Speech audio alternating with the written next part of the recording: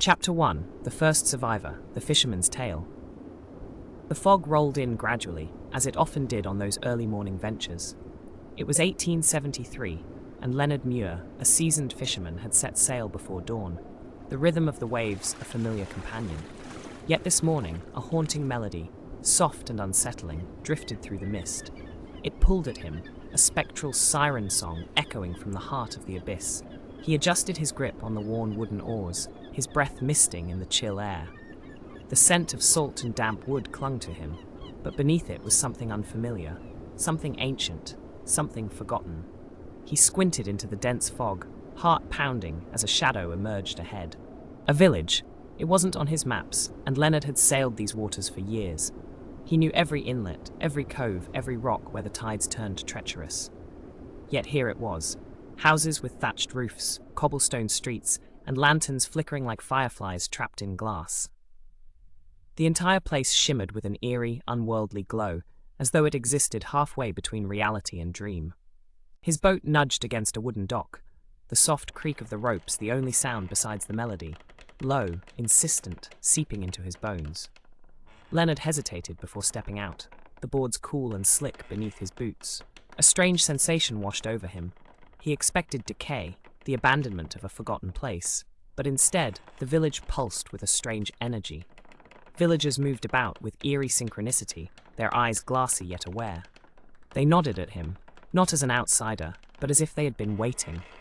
Leonard swallowed hard, scanning the unfamiliar streets. He had expected questions, suspicion, or at the very least surprise. Instead, they regarded him with knowing smiles, their hands clasped at their sides. A woman in a simple grey dress passed him, her eyes lingering for a moment too long before she disappeared around a corner. A sign above a small wooden building caught his attention, the Hollow Tide Tavern. The door was slightly ajar, the scent of burning wood and something sweeter curling into the air. He stepped inside. The tavern was dimly lit, the fire casting shadows that danced unnaturally along the walls. Behind the bar stood an older man with deep lines etched into his face, his eyes the colour of smoke. He wiped a glass with a cloth that never seemed to remove the dust, as though the filth was part of the glass itself. "You're late," the bartender murmured. "Late?" The bartender simply nodded toward the back of the room. "She's waiting." Leonard turned, his pulse roaring in his ears. At a lone table, in the corner where the fire barely reached, sat a woman with a face he recognized, but couldn't place. The moment his eyes met hers, the song in the air grew louder, wrapping around him, pulling at something deep inside his chest. "Welcome home." Leonard's knees locked in place, the weight of those words settling into his chest like an anchor. His fingers twitched at his sides, an instinctive urge to run warring with a deeper compulsion to stay. He swallowed hard and took a slow step forward. "You must be mistaken," he said cautiously, his voice hoarse in the still air. Am I? The firelight flickered over her face, casting strange shadows across her delicate features. She wore a dark blue dress, modest yet elegant, and a silver locket hung around her neck. Something about it nagged at Leonard, an itch at the back of his mind, a familiarity just beyond reach. Sit. She gestured to the chair across from her. You must have questions. Leonard hesitated. The bartender continued to clean the same glass, watching from the corner of his eye, as if expecting something. The villagers outside moved with unnatural grace, their murmurs too low to be deciphered. "Who are you?" he asked, pulling out the chair and lowering himself into it. That depends. Who are you, Leonard? The question sent a chill through him. "How do you know my name?" You always ask that every time. Leonard's pulse pounded in his ears. He felt like he was teetering on the edge of something vast and unknowable. His fingers curled into fists, nails digging into his palms. The melody outside wove through the walls of the tavern, a thread tightening around his thoughts. He forced himself to breathe. "I don't know what you mean." The woman tilted her head, her expression unreadable. Then, with a slow and deliberate movement, she unclasped the locket around her neck and placed it on the table between them. Leonard stared at it. The silver gleamed in the dim light, its surface worn with age. Hesitant, he reached out and flipped it open. Inside was a tiny portrait, a woman's face, beautifully detailed, preserved beneath the glass. His own heartbeat stuttered. It was a picture of him. Not as he was now, but younger, dressed in unfamiliar clothes, clothes that matched the style of the villagers outside. His hair was neatly combed, his expression solemn. Beneath the portrait, etched in delicate cursive, was a name, Leonard Muir, 1821. His breath came in short gasps as he slammed the locket shut, pushing it away. No, He muttered, shaking his head. that's not possible. The woman didn't flinch. She simply folded her hands in her lap. Welcome home, Leonard. Outside, the melody swelled, as if the village itself was singing to him. A sharp knock echoed through the tavern. Leonard turned, his chest tightening as the bartender shot him a wary glance.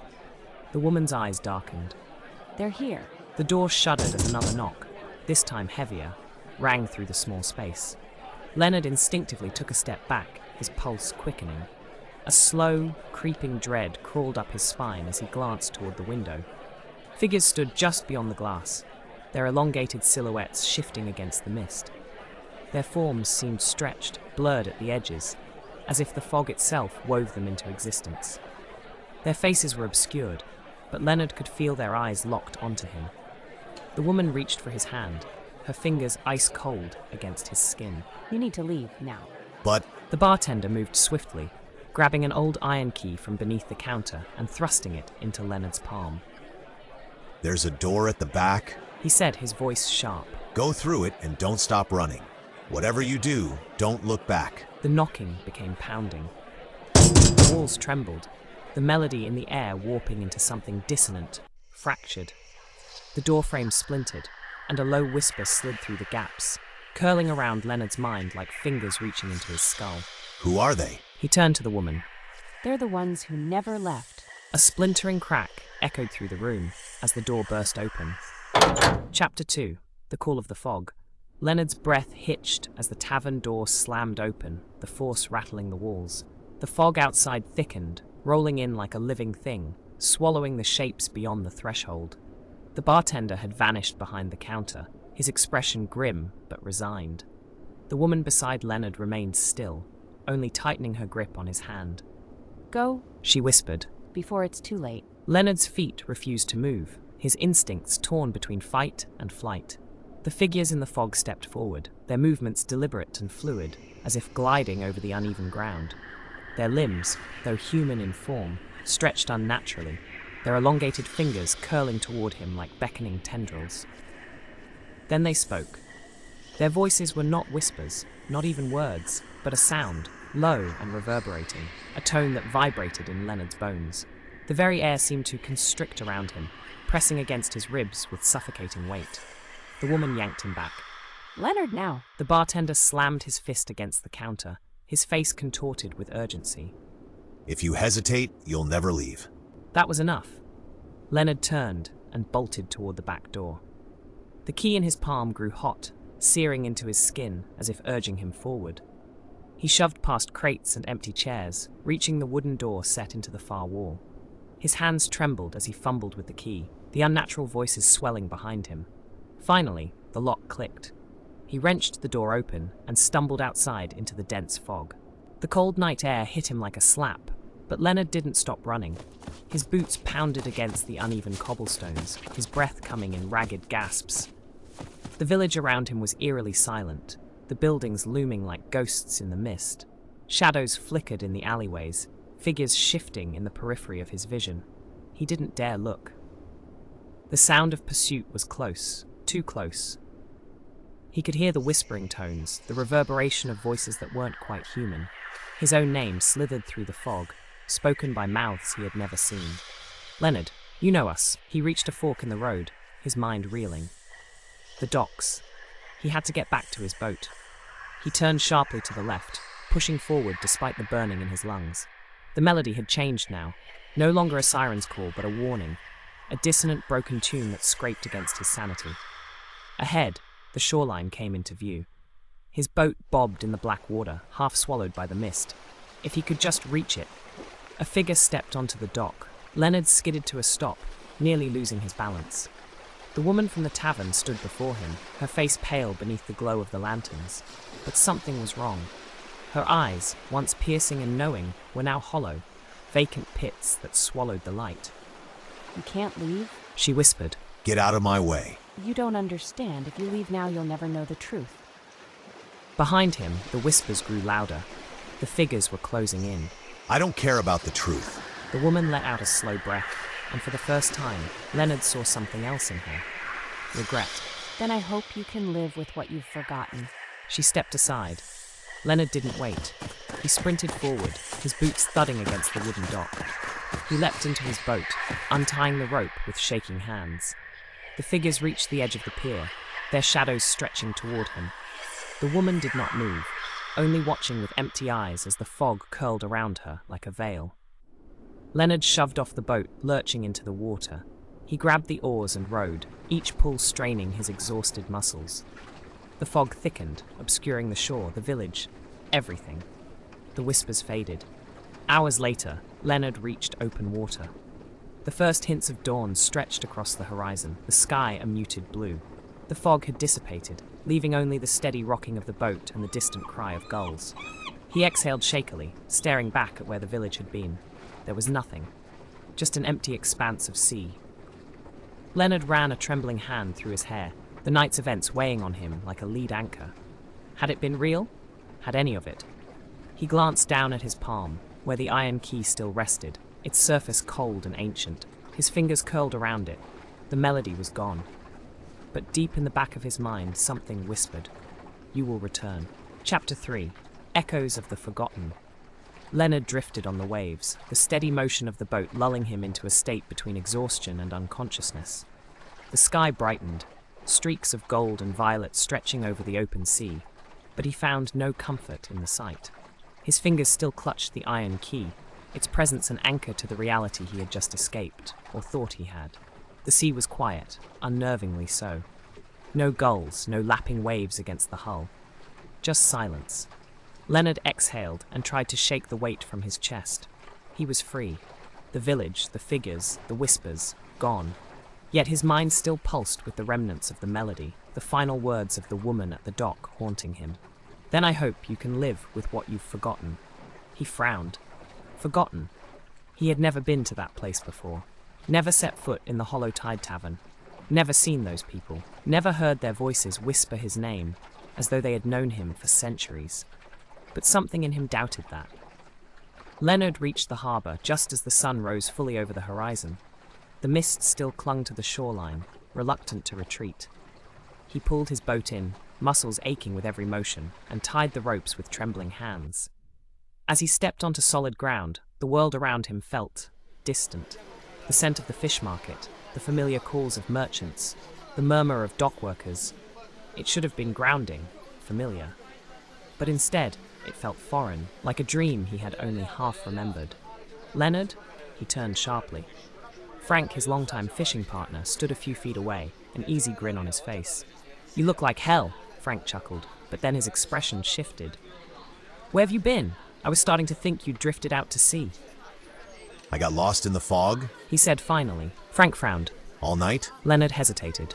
All night. Frank eyed him, but nodded. Well, you're lucky then. Some folk don't come back when they get turned around in that mess. He clapped Leonard on the shoulder. Come on, you need a drink. Leonard almost refused, but something inside him craved the normalcy, the weight of routine pressing back against the surreal nightmare of the village. He followed Frank up the docks, their boots clicking against the wooden planks. But as they passed the harbour's edge, Leonard paused. His heart jolted in his chest. A woman stood near the shore, her back to him, staring out at the water. She wore a simple grey dress, the hem damp where the tide lapped at her feet. Leonard swallowed hard. He knew her. He had seen her in the village. He blinked, and she was gone. The tavern was warm, filled with the scent of ale and roasted fish. The sounds of laughter and conversation surrounded Leonard, but he barely heard them. His hands remained curled around his drink, the warmth doing little to thaw the unease still gripping him. Frank leaned forward, studying him. Something's eating at you, mate. Leonard shook his head. Just a bad night. Frank frowned, but didn't press. Instead, he took a long sip of his ale before setting the mug down with a heavy thunk. Listen, He said, lowering his voice. you ever hear stories about folk disappearing in the fog? Leonard stiffened. What? Frank tapped his fingers against the wooden table. Couple of old-timers talk about it. Say there's places out there that ain't meant to be found. That sometimes if you go too deep into the mist, you come back different. Leonard's pulse quickened. Different how? Frank shrugged. They don't remember things, right? Or they remember things they never should have known. He gave Leonard a pointed look. Like a different life. Leonard's hands clenched. The locket. His name, written in another time. The faces in the village looking at him as if he belonged. You all right? Frank asked, watching him closely. Leonard forced himself to nod. Yeah, just tired. Frank didn't seem convinced, but he let it go. Get some rest then. You look like you've seen a ghost. Leonard exhaled sharply. Maybe he had. That night, Leonard dreamed. The fog rolled in, thick and suffocating, wrapping around him like a living thing. The village rose before him once more, its lanterns flickering in the unnatural twilight. The streets were empty, silent, but he knew he wasn't alone. A whisper curled through the mist. Leonard, he turned, his heart hammering. Shadows shifted at the edge of his vision, figures moving just beyond his reach. A deep sense of familiarity pulled at him, like an old memory half-formed. The woman in the grey dress stood ahead, her face obscured by the fog. She lifted a hand, fingers stretching toward him.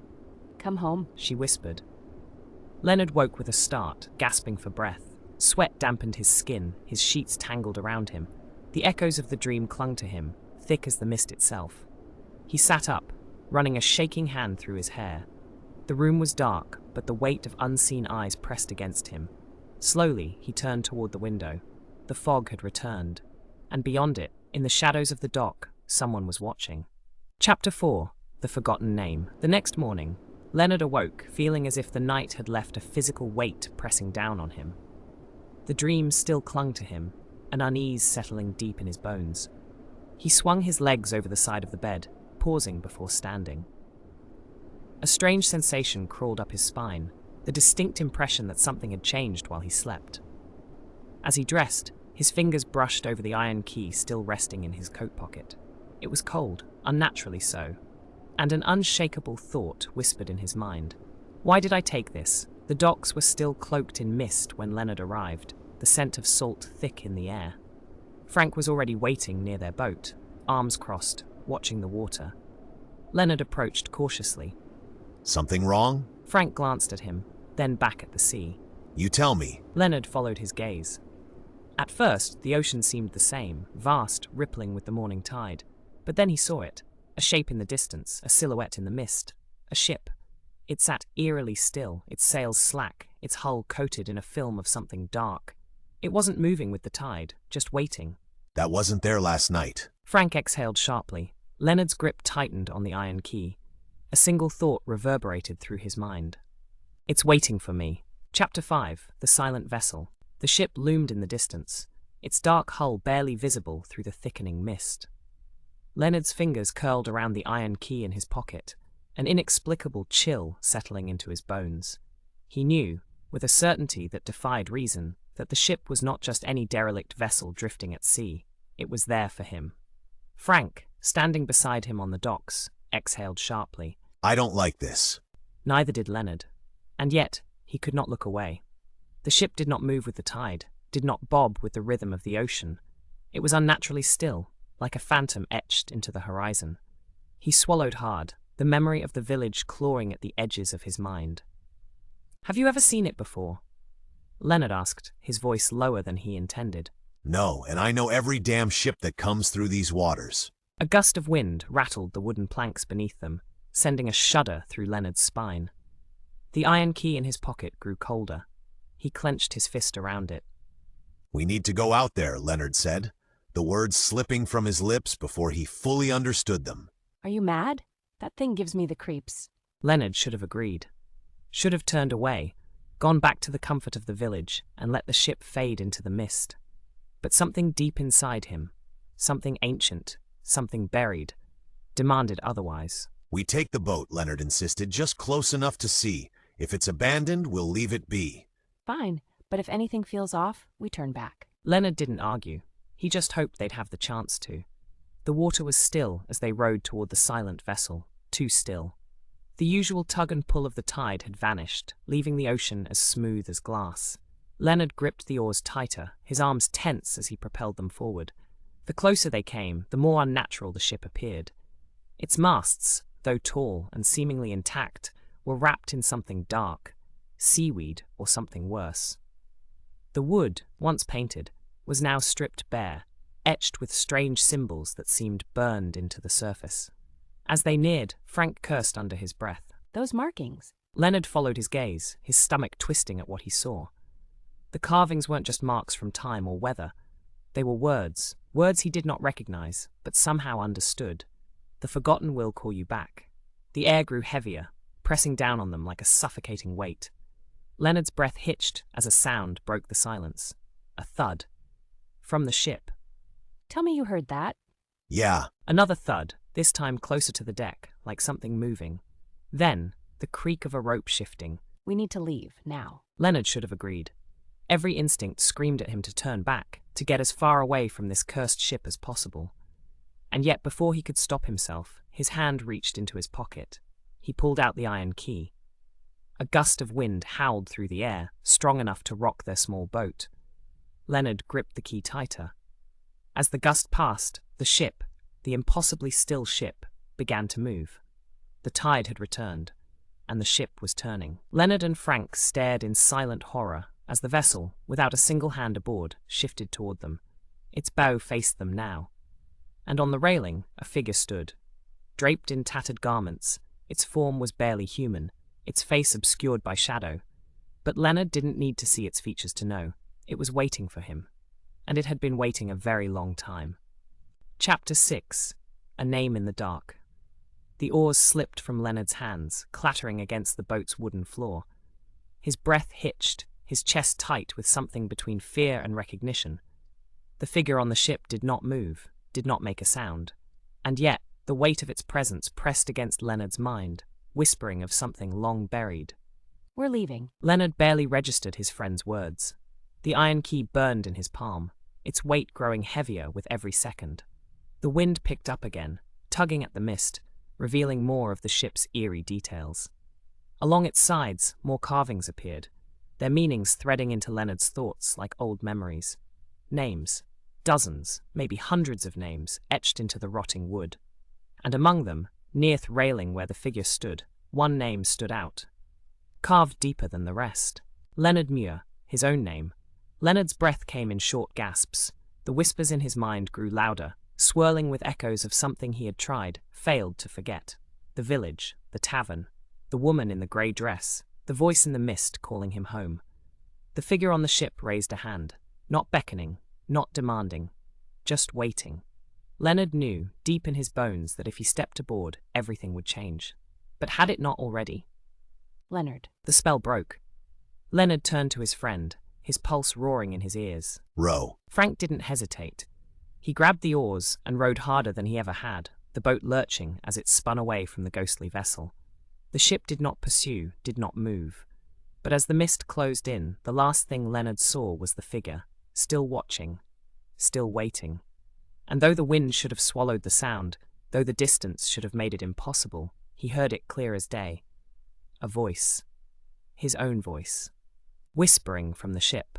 You left us behind. Chapter 7. The Mark of the Past. Leonard barely remembered reaching the shore. His limbs felt heavy, as if he had rowed for hours against an invisible tide. Frank had stopped speaking after they passed the final shroud of mist, his grip on the oars white-knuckled and desperate. The docks were eerily quiet as they pulled in, the early morning chill settling over the harbour like an omen. Leonard stumbled out of the boat, his boots unsteady against the wooden planks. His fingers twitched involuntarily, still feeling the cold weight of the iron key. I don't ever want to talk about this again. Leonard looked at him, trying to formulate words. But what was there to say? They had both seen the ship, heard the voice, seen his name carved into the rotting wood. Frank didn't wait for a reply. He stalked off down the dock, muttering curses under his breath. Leonard remained, his gaze drifting back toward the open sea. The mist had lifted, revealing only the endless stretch of water. The ship was gone, but he knew it hadn't left. The walk home felt longer than usual. The village streets were quiet, the usual morning bustle dampened. Leonard's mind raced with questions, yet no answers surfaced. Only that single phrase echoed in his head. You left us behind." His hands trembled as he reached for the door to his home. It creaked open, the familiar scent of salt and wood greeting him. For the first time in hours, he felt safe. Then he saw it. The iron key, which he had shoved deep into his pocket, now rested on the wooden table in the center of the room. His breath caught in his throat.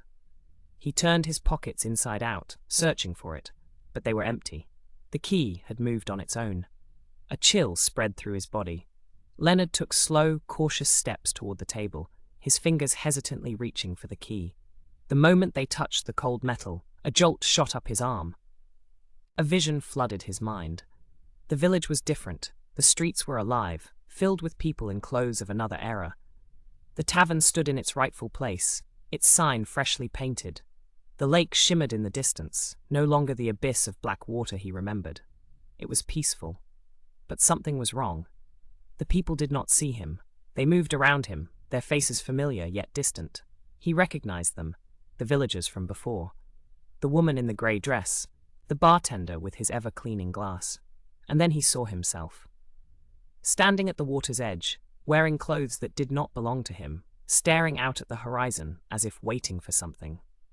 A whisper slithered through the vision. Leonard gasped, the vision snapping away. He was back in his home, the iron key clutched in his palm, his breathing ragged. He staggered backward, nearly knocking over a chair. His reflection in the window stared back at him. But for the briefest moment, he wasn't alone. A shadow stood behind him, watching, waiting. Leonard didn't sleep that night. Every time he closed his eyes, he was back in the vision, standing at the shore of a village he shouldn't know, looking out toward a sea that whispered his name. By morning, he had made his decision. He needed to return, to the village, to the ship, to the past he had forgotten. Chapter 8. Return to the Abyss. Leonard had never feared the sea before. It had been his home, his livelihood, the one constant in his life. But as he stood on the docks, staring out at the fog-draped horizon, a cold certainty settled over him. He was being called back.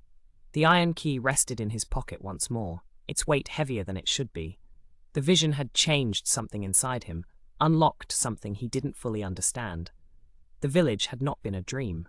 It had not been a trick of the mist. It had been real, and it was waiting. "You're going back, aren't you?" Leonard turned. His friend stood a few paces away, arms crossed, a grim expression tightening his features. Frank had barely spoken since their last encounter with the ship, but now his eyes burned with something between anger and fear. "You saw what was out there," Frank continued, stepping closer. "You heard it. You know this isn't something we're meant to understand." I don't think I have a choice. Frank shook his head. "That's the damn problem, Leonard. You do. And if you leave again..."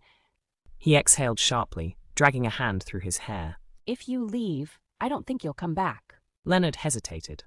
Did he come back last time? The memory of the vision lingered. The villagers walking past him, unaware. His own face staring back at him from another life. I need answers, Leonard said finally. I need to know who I am, who I was. Frank's jaw clenched, but he didn't argue. Instead, he stepped forward, shoving something into Leonard's hand. A compass. "Take it," Frank muttered. "If the mist tries to swallow you, maybe it'll help you find your way back." Leonard closed his fingers around it, the weight of the small brass instrument unexpectedly grounding him. He nodded. Thank you. Frank didn't respond, only turning away. "I'll wait," he muttered over his shoulder, "but not forever." Leonard watched him go, then turned back toward the sea. The fog was already creeping closer. The first few miles passed in silence. The water was eerily still, not a single wave disrupting its surface. Leonard rowed with steady movements, his gaze locked on the growing mist ahead. The compass rested beside him, its needle twitching in unpredictable directions. Then the melody returned. Soft at first, like a breath against his ear, then stronger, wrapping around him like an embrace. Leonard inhaled sharply as the boat glided forward, the air thickening with a strange warmth. The village was near. He didn't need to see it to know. The fog parted. The shoreline stretched before him, unchanged, untouched by time. The cobblestone streets, the flickering lanterns, the hollow tide tavern, it was all waiting. Just as he had left it, just as if he had never left at all. Leonard's pulse pounded. He pulled the boat onto the shore, his boots sinking into the damp earth as he stepped onto the dock. A shadow moved in the distance. the woman in the grey dress. She stood at the water's edge, watching him with that same unreadable expression, as if she had expected him, as if she had known all along. Leonard took a breath and walked toward her. The melody in the air shifted, and then she spoke. "You're home." Chapter 9, The Price of Remembrance. Leonard's steps faltered as he neared the woman. The melody curling around the village shifted, growing deeper, heavier, as if the very air was thickening with memory. The woman in the grey dress did not move, did not blink. She only watched. Why do I remember this place? Leonard asked, his voice hushed, almost fearful. Her expression softened. "Because you never truly left." Leonard's breath hitched. The weight of her words pressed against his chest. He wanted to refute them, to deny this strange truth that had taken root in his mind. But the village, its streets, its buildings, its people, felt too familiar, too much like a place he had always known. He clenched his fists. Tell me the truth. Who am I? The woman stepped closer, her presence both comforting and chilling. "You were once one of us," she murmured, "and you still are." Leonard's heart pounded. He wanted to recoil, to step back onto his boat and flee into the sea, but his body refused. He stood frozen as she raised a hand and pressed her palm lightly against his chest. A rush of images flooded his mind. He was standing on the shore, but not as he was now. His clothes were different, older, worn with time. The village was alive with people who knew him, greeted him by name. He was not a visitor, he was a resident. The tavern door swung open, and inside he saw the bartender polishing a glass, just as he always had. But this time, the bartender smiled knowingly.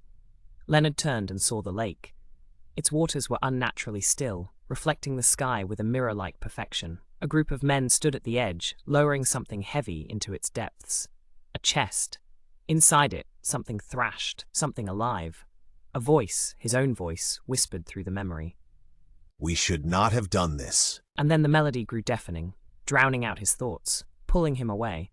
Leonard gasped as the vision shattered, his knees nearly buckling beneath him. The woman steadied him, her touch cool against his burning skin. "You were part of it," she said. "You helped bury what should have been left untouched." Leonard clutched his head. The pieces of his past were rearranging, but the full picture was still just beyond his grasp. What was in the chest? He asked, his voice hoarse. The woman's expression darkened. "A debt unpaid." Leonard shuddered. The whispers from the ship, the words carved into its hull. You left us behind. He had not been an outsider who stumbled upon a cursed village. He had been one of them, and he had betrayed something. The ground beneath him trembled. The lake in the distance rippled as if something beneath its surface had stirred. The village was waking up. The past was demanding to be answered. And Leonard knew there was no escaping it this time. The woman took a step back, her gaze flickering toward the lake. "It knows you are here now." Leonard's grip tightened around the iron key in his pocket. He had come searching for the truth, and now the truth was reaching for him. He exhaled sharply and steadied himself. Then I'll finish what I started. The woman nodded solemnly. Then follow me. We don't have much time. Leonard turned his gaze toward the lake, toward the memories clawing their way back to him. The debt was waiting, and it was time to pay the price. Chapter 10. Beneath the Black Waters. The path to the lake twisted through the village, its cobblestone streets eerily silent. The flickering lanterns cast elongated shadows that wavered like spectres, whispering in the hush of the encroaching fog. Leonard followed the woman in the grey dress, his pulse a steady drumbeat in his ears. Each step closer to the water sent a ripple of something unseen through the air. The village itself seemed to tighten around him, the buildings pressing in, watching. The lake lay ahead, its surface unnaturally still. The reflection of the sky was distorted, as though the water was no longer water at all, but something deeper, something sentient. Tell me, he said, voice hoarse. What did we bury? The woman didn't turn to face him. She kept walking, the hem of her dress skimming the damp earth. "Something we should have never touched." Leonard's grip on the iron key tightened. The images from his vision swam through his mind. The chest sinking beneath the surface, the struggling inside it, the men turning away as though pretending they had not just condemned something to the abyss. A memory stirred, half-formed, like a dream slipping just out of reach. I helped put it there. The woman nodded. "You and the others." Leonard exhaled sharply, his head throbbing. Then why am I the only one left? This time she turned to look at him. Because you were the only one who ran. The lake lapped softly at the shore, the only sound in the suffocating quiet. Leonard stepped forward, the wooden dock creaking beneath his boots. The woman stood beside him, her face pale under the glow of the lanterns lining the shore. The melody in the air had shifted, no longer beckoning but warning. Leonard knelt at the water's edge, staring at the surface. His reflection was there, but it wasn't alone. The shadows of the past hovered beneath, figures half-formed, their eyes hollow. One by one, shapes began to rise. Figures dressed in clothes from another time. Men he had once known, their faces barely distinguishable beneath the veil of water. Leonard's breath caught in his throat. One of them stepped forward. It was himself. The drowned reflection stared up at him, its lips parting as if to speak. But instead of words, the melody rose, twisting into a discordant hum. The water churned. The woman in the grey dress took a step back. It remembers you now. Leonard's own reflection reached up, its fingers just beneath the surface, mirroring his own outstretched hand. A deep pressure pressed against his chest, like something unseen tightening its grip around his lungs. Memories resurfaced. The village before the silence, the lake before it swallowed secrets whole, the night of the burial, and the one thing he had tried to forget, the voice that had begged from inside the chest. A voice he had ignored. A voice that had belonged to someone he had once called a brother. The shadows in the water surged upward, the reflection distorting, shifting. The thing they had buried was waking up. Leonard stumbled back, but the iron key in his palm grew burning hot. He gritted his teeth, forcing himself to stay still. This was why he had returned. This was the debt he had to pay. His own reflection spoke, and this time Leonard understood.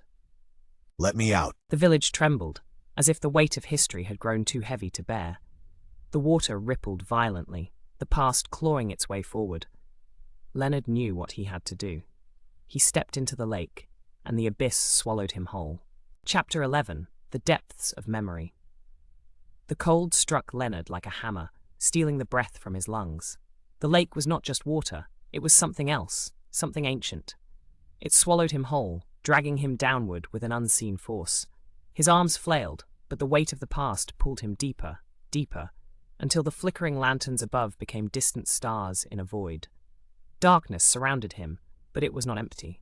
Shadows drifted in the depths, moving with purpose, their forms shifting, whispering. The melody that had haunted him for so long now swelled around him, reverberating in his bones. And then, from the abyss, something stirred. A figure emerged from the darkness, its form familiar, yet warped by time and water. Leonard's heart pounded as he recognized the man who had once been his brother. The same face he had seen in the reflection above, the same eyes that had pleaded with him on the night of the burial. Only now, those eyes held something else, not anger, not vengeance, understanding. You remember? The figure said, though its lips did not move. The voice echoed inside Leonard's mind, wrapping around his thoughts like the mist of the village. Leonard's throat constricted. He could not speak, could not form words.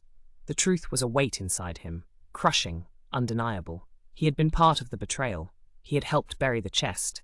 He had helped silence the past. And now, the past was demanding justice. The figure reached out a hand. Leonard hesitated, the iron key burning against his palm. He knew what it meant. Accepting it would mean facing what he had done, surrendering to the truth. But running had never saved him. He reached forward and took the hand. A rush of memories surged through him. He was no longer in the depths, he was back there, on the night it had all happened. The village was alive, voices loud, fearful. The chest lay on the dock, heavy and sealed tight. And inside, a man, his brother, Isaac. Leonard staggered backward, his past self frozen as the scene played out. The others, men he had once called friends, looked at him for confirmation, for orders. He was not just a part of this, he had led them. Isaac's voice, muffled through the wooden slats, was frantic. Please, Leonard, don't do this. Leonard's hands shook. The weight of what he had done, what he had buried, was suffocating. He had let fear dictate his actions. He had chosen the village's safety over his own flesh and blood. I didn't know, He whispered, but the words felt hollow. His past self gave the command. The chest was pushed into the water. Isaac's screams filled the night. The memory shattered. The darkness returned. Leonard gasped as he was pulled back into the lake's depths. But now, something had changed. The figure before him was no longer a spectre of vengeance. The eyes of his brother, once filled with betrayal, softened. You can set it right? Isaac's voice whispered. Leonard clutched the iron key, the metal searing against his skin. He understood now. The key had never been to keep something locked away. It had been meant to set it free. Leonard kicked toward the surface, the weight of the water resisting him. The shadows clawed at him, whispering doubts, but he pushed forward. His lungs burned, his vision swam, but above him, the lanterns of the village still flickered. And then, he broke the surface. The cold air struck him as he gasped for breath, pulling himself onto the dock. The village trembled, the lake churning violently behind him. The woman in the grey dress stood at the edge, waiting. Leonard's hand was still wrapped around the key. He knew what had to be done. With shaking fingers, he stepped forward and placed it on the dock. A whisper echoed through the air. The lake stilled, and the weight on Leonard's soul finally lifted. Chapter 12. The Breaking of the Curse. The stillness that followed was deafening. The lake, once a restless abyss, lay silent. The village held its breath, the mist curling through the empty streets like ghosts reluctant to depart. Leonard stood on the dock, his body trembling, his mind reeling. The iron key lay where he had placed it, its surface dull and lifeless now, as if the energy that had once pulsed within it had dissipated. He exhaled shakily, his breath visible in the cold air. The woman in the grey dress stepped forward, her gaze unreadable. It is done. Leonard swallowed hard, is he? She nodded. He is free. A weight he hadn't realized he'd been carrying collapsed inside him. His legs gave way, and he sank onto the dock, his hands gripping the worn planks as if they were the only thing anchoring him to this world. The whispers were gone. The melody had ceased. The village, however, remained. Leonard looked up at her. What happens now? She studied him for a long moment. That is for you to decide. A ripple ran through the air, a shift so subtle yet undeniable. The mist began to roll back toward the lake, thinning at the edges. The lanterns lining the streets flickered, their glow changing from an eerie shimmer to something warmer, something real. The houses, once appearing as though frozen in time, seemed to take a breath. The village was waking up. Leonard stood, his exhaustion deep but not as suffocating as before. He turned back toward the lake, expecting to see Isaac's face one last time. But the water was empty, reflecting only the sky above. It was truly over. The woman in the grey dress tilted her head. You do not have to stay. Leonard hesitated. The thought of returning to the world outside, of stepping back into a life that no longer felt like his, sent a pang through his chest. The village was part of him, and he was part of it. And if I do stay? He asked quietly. She smiled, softly knowingly. Then you will remember. It was time to remember. By morning, the mist had fully lifted. Frank stood on the shore, his hands shoved into his coat pockets, eyes narrowed against the brightening sky. The boat Leonard had taken was still there, rocking gently with the tide. But Leonard was gone. Frank exhaled, shaking his head. He had known. Somehow, deep down, he had always known Leonard wouldn't return. The sea was calm, the horizon clear, and in the distance, where the mist had once concealed a village lost to time, there was only open water, only silence, only memory, the end.